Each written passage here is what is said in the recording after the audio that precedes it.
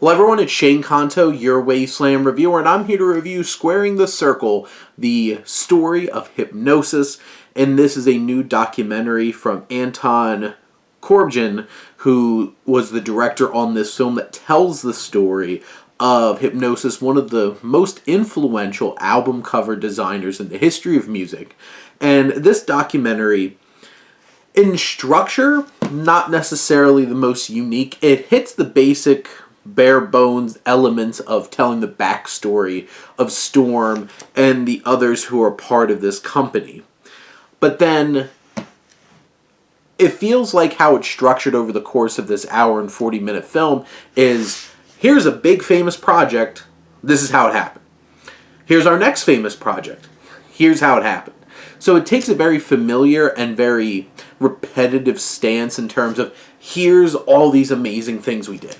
Now, the stories of how they were able to accomplish these things are amazing, and they're engaging and interesting.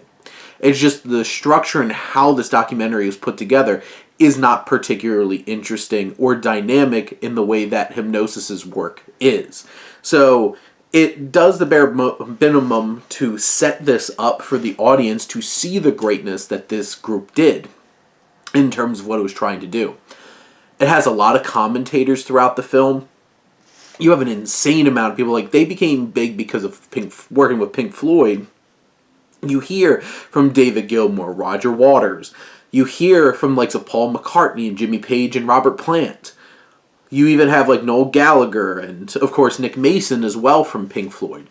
You have all these amazing musicians expressing their feelings and, pointing out, like, it wasn't always like the most perfect experience, and realizing like, yeah, Hipgnosis made a lot of really cool things, but it wasn't for everybody, and they'd be shipping rejected projects around to other bands and stuff like that. And you could tell Robert Plant had a bit of a chuckle with that, and some of the other artists. But the idea of hearing from the artists and their experiences with this group and how big of an influence they were on creating some of the most influential album covers in the history of music, from Dark Side of the Moon to basically so many Pink Floyd albums specifically, and working with Peter Gabriel as well in some of his solo work.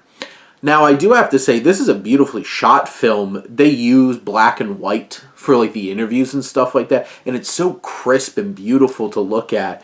It's certainly something that stands out and really brings you in and creates this very vintage, classic kind of feel. And when the film chooses to use color, it's so vibrant and pops. And I feel like that dichotomy is so important to making this really feel like, even structurally not the most unique, but visually it's such an engaging watch and a very beautifully shot film.